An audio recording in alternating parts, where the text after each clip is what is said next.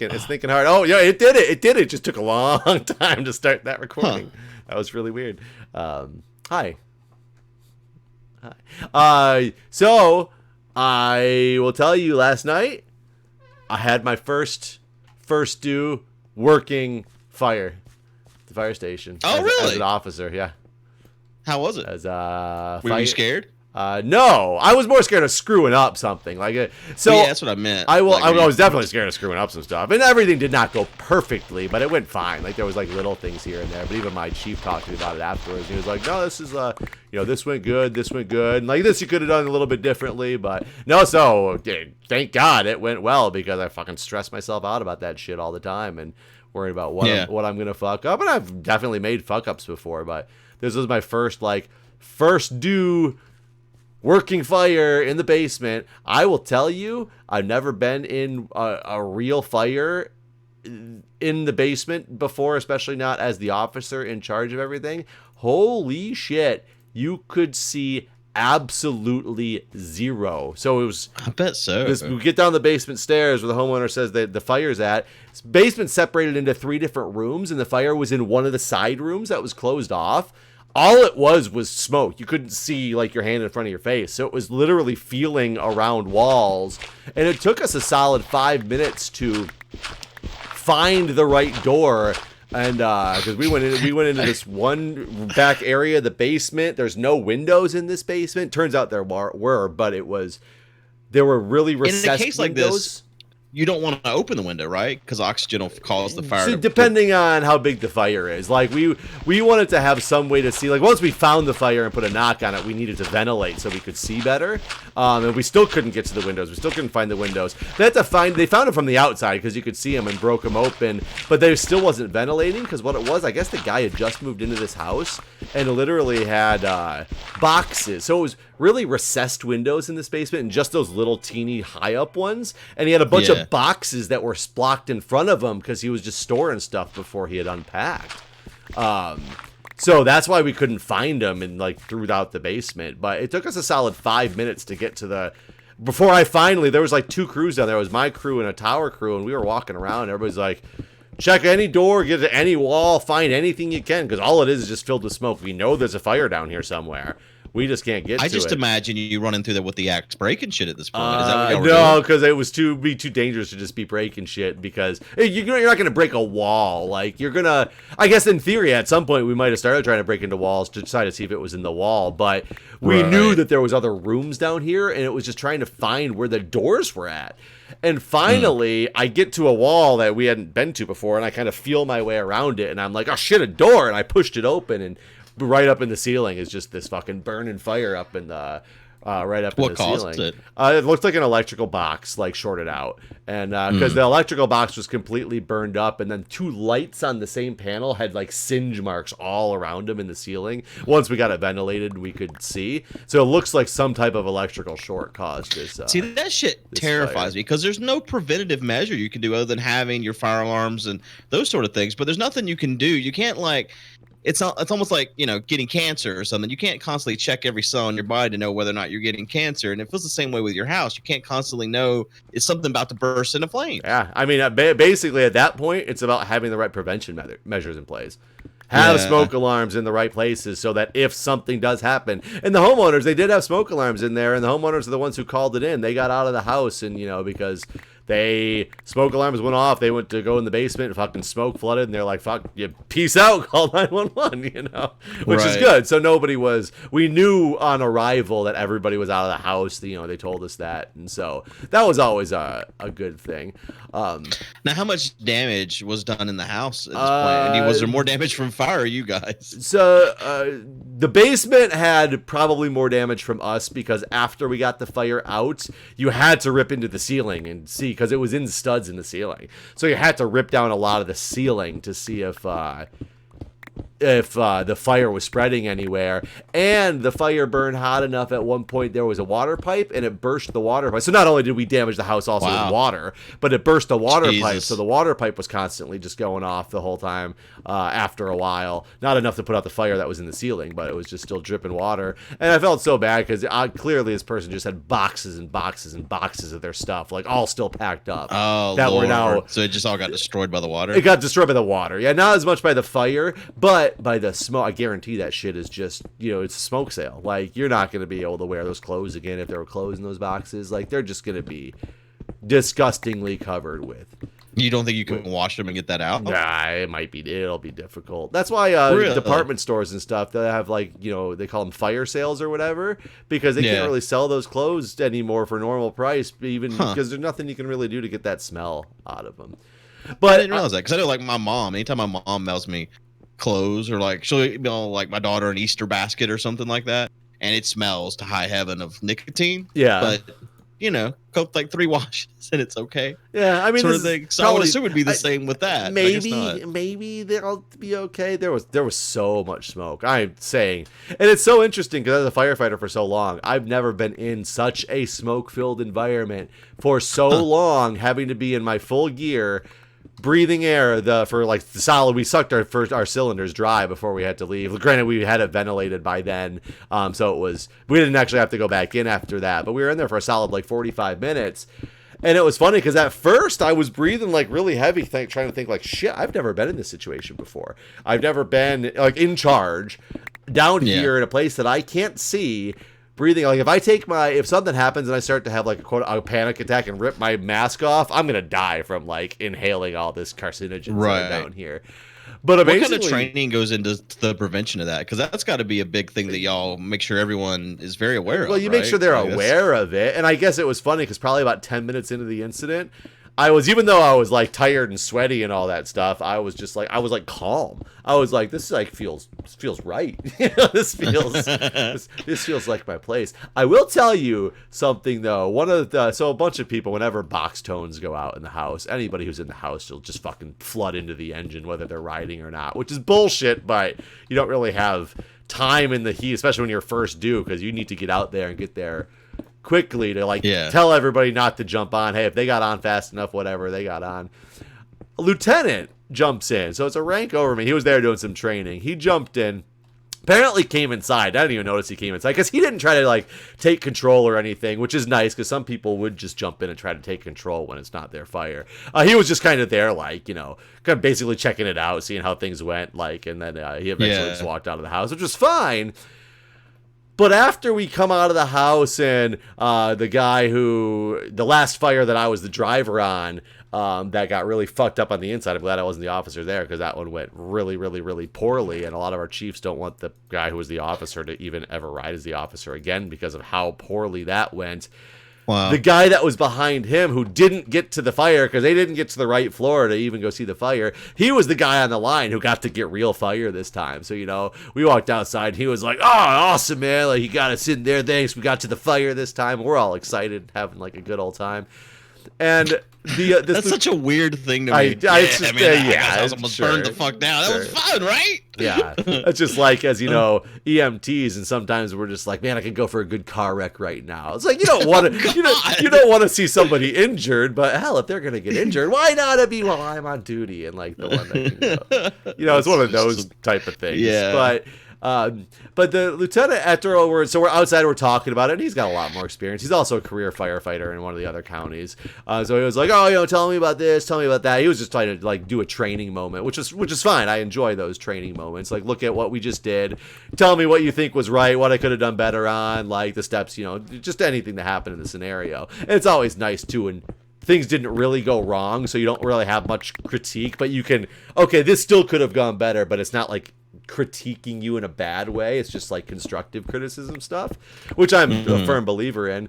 And all of a sudden, so she's like, okay, tell me about when you got down to the basement, how'd you find the fire and this and that, and then tell him getting around and push the door open, and he's like, okay, cool, good job, and then he goes, and you're welcome.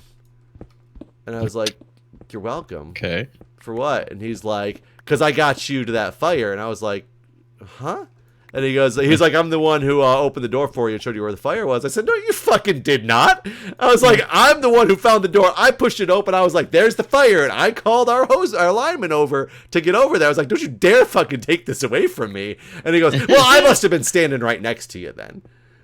What? And I'm like, what the fuck is this all about all of a sudden? Like, wait a minute here. Like, for one, you shouldn't have even been in there. You were nowhere around. Why are you all of a sudden trying to, like, tell me you're welcome, by the way, because I got you to something that you had nothing to fucking do with? Like, what is wrong with people?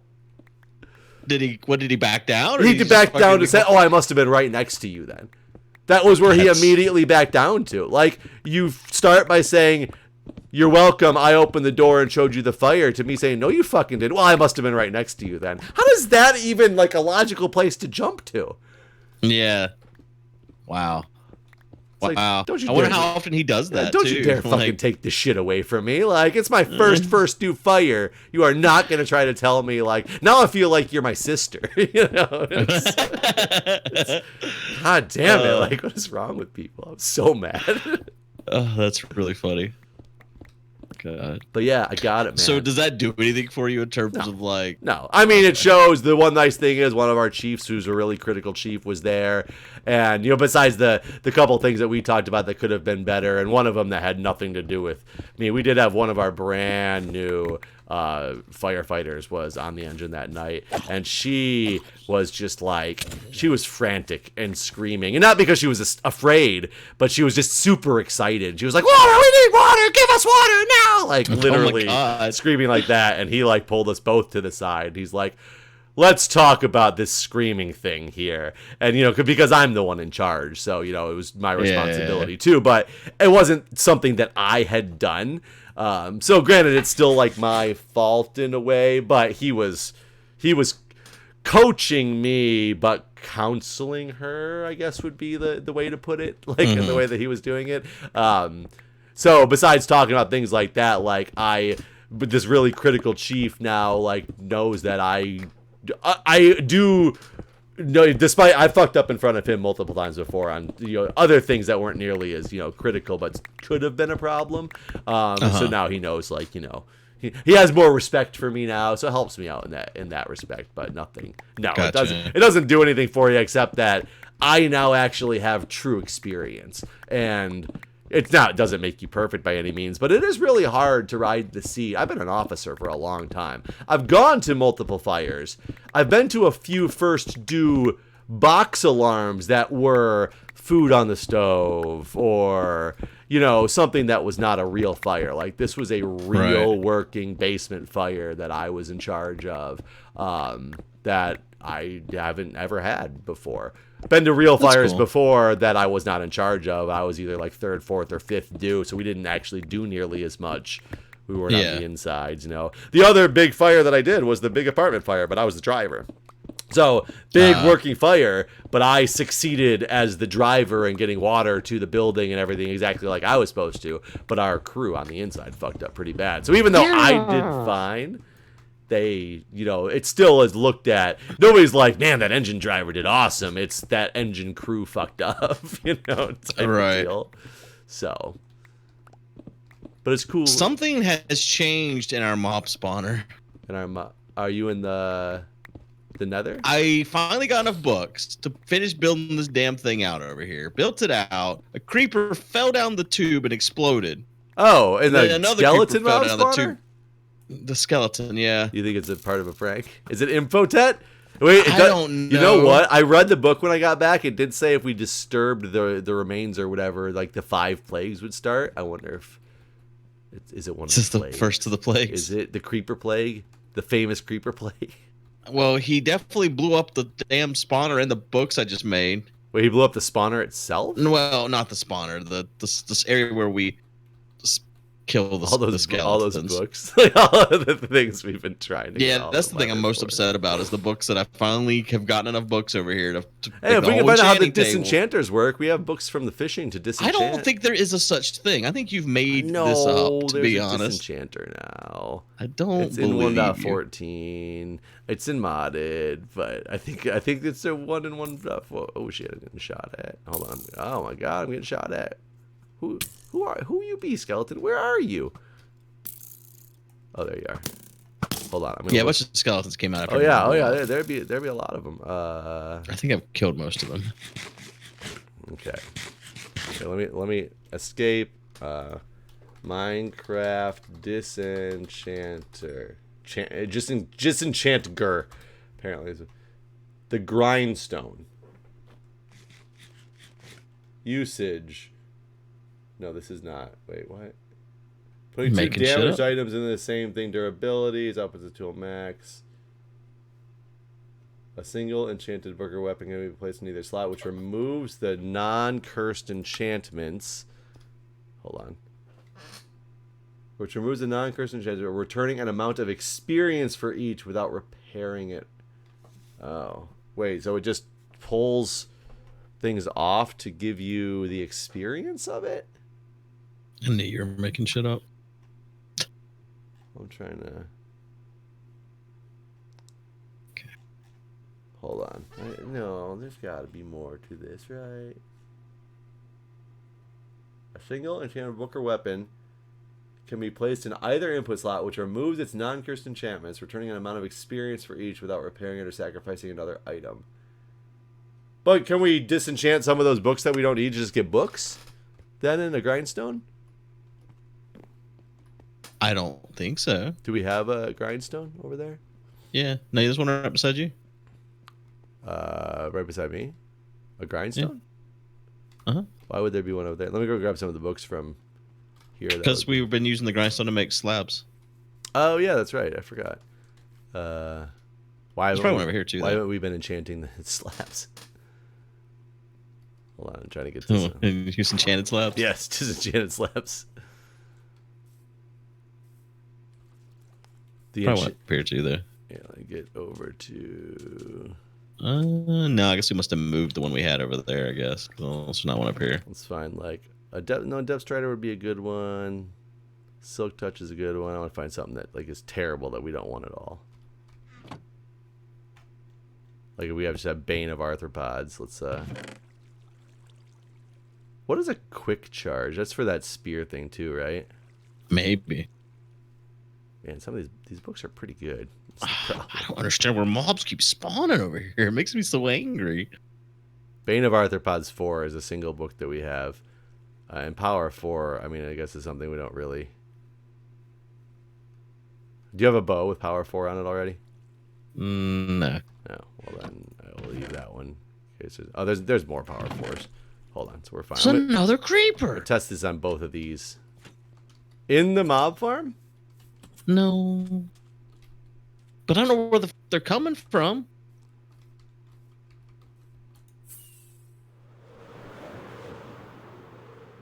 I mean, you think it's info test? It is. It's gotta be. Damn guy. I'm really salty that the enchanting table got blown up. Or not the table, but... Oh, I was like, it did? Are you by the bed and is Breon with this camera? Breon's got a cameraman on now, too. Well, I guess the man's in spectator mode, so maybe... I'm not near bed, though. Oh. I won't tell him to sleep then. That's fine. Hold on. We're going to go... I have 5 levels right now. I have 2 books. Bane of Arthropods. Oh, this is a stone. This is a stone cutter, not a grindstone. Oh, you know what? I bet the grindstone is over here then.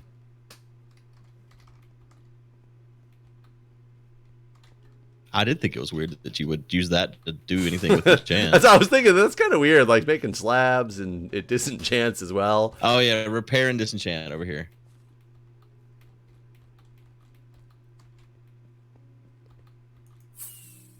Kind of weird. What else would you use a disenchanter for unless you have like a fishing farm or something like that? Well, the way it sounded like if you find armor with like curse of vanishing, that sort well, of thing. Well, it says it can't remove the cursed stuff. You can only remove non-cursed enchantments. No, I see.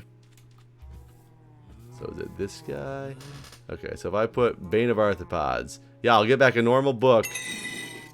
That's a weird sound. I didn't give me like anything though. Here's a book. It didn't seem to give me any of that XP. Yeah, it's making this. Oh yeah, it did. It didn't give it to me. I saw it pop out and go into. It didn't give me any XP though. Like, my XP didn't move. Maybe it's because you have so much. Well, that would make I have sense. 5. I got a bunch. Well, I didn't get a bunch, but I got some off of this book. I got 0. Like, it literally did not move. Huh. Here, take that other book, though. But yeah, I guess it disenchants these books. Like, it's one way to get books. Oh, yeah, I guess that's true. Since I blew all the ones I had up. It's just, I thought the disenchanter would be a little bit more useful to be able to like strip off. I thought you'd be able to like strip off. Here, can I see one of those books actually? Where you at? I just want to see something with it. Or I need a non-enchanted one. I just want to see if I put like my pick in there with it, with the book, with a blank book. Does it? No. Okay. I didn't know if it somehow was like put it on the book. Put it on the book. Like I thought that's what it was for, but apparently no. Where'd you go? I left. Oh. You still in the chest. There's creepers over here. Oh, who'd have thought? After all this complaining you've done about creepers over there. I just don't understand. He's on a torch. Man standing on a torch. Where did he come from? I mean, he spawned on the torch. Yeah. Man was cold. But everything's so damn lit up. His nutsack was cold. Maybe. I will tell you, since I stood in that fire gear for multiple hours, completely covered in sweat, and it was like a middle of the night call, so I was just wearing some shorts, and my boxers started riding up because of the shorts, and my legs are chafed to shit where the boxers rode up and then just got soaked from my sweat from being in the turnout gear the whole time. Well, you should at least have like some butt paste or something at your house because you have kids, we definitely have butt paste at my house, and I haven't used the butt paste yet, but I did use lotion. That shit works. I got chaffed real bad one time at a concert it's just so messy, in Vegas. Though. It is. Oh, I mean, they're a creeper right there, huh? Where? Son of a bitch! He's right by the books, man. he's at the library. Well, I got him once, and then I backed away because I didn't want him to spot. I didn't realize you were like in the corner there. I like how it looks. Whoa, whoa, whoa, whoa! He completely path found all the way around and popped up this hole. Jesus Christ! That was. What's all these mushrooms right here? Is that natural? Yes, those were there if I recall at the very beginning. At the beginning. I feel like there's so much light here. How are they spawning? It looks like damn UHC or something over here. I mean, Breon did say he wants to play UHC right now. That's what it feels like we're doing. Just ignored him when he said that. I don't know how serious he was. If he was serious, though, he's disappointed. I mean, I told him, sure. Did you? That's why I thought he was gonna, like, he was looking at us or something like that, and he was gonna come start attacking. Start killing us. But he did say he was gonna teleport us into random spots on the map. Oh, I didn't see that message. I guess I didn't pay attention to the chat anymore after that. There are zombies chasing you. Are there? Yeah, like I think they're chasing me now. I don't even see them. It's they were down that pit that you walked by, but there was like 5 of them like marched all up the side of it at the same time. Wow. Yeah. Oh, here's them. Oh, here they come.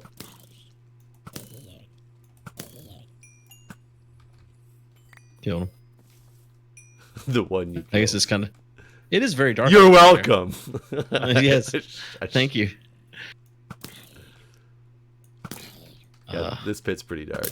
This is an endless battle right here because I'm not gonna go over there and try. I mean, look straight ahead. There's just like a ridiculous amount of creepers and skeletons. Yeah. And... I'm surprised they can path from that far. To be honest, the zombies. That is really far to path from.